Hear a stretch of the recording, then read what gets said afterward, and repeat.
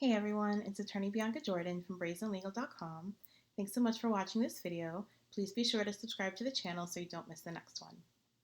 Today's video is to answer someone's question about advance parole. The question was, what is advance parole? So advance parole is basically a way of saying that the government is giving you permission to leave the United States and come back.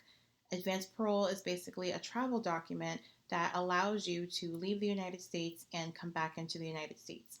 Advance parole is really important for people who are applying for green cards. For example, if you're applying for a green card through adjustment of status and you're in the United States, if you leave the United States without getting advance parole, your application will be considered abandoned.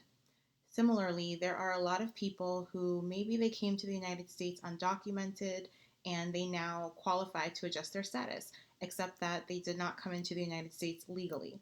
Advance parole will enable them to leave the United States and come back, and when they come back to the United States, that entry is considered a lawful entry.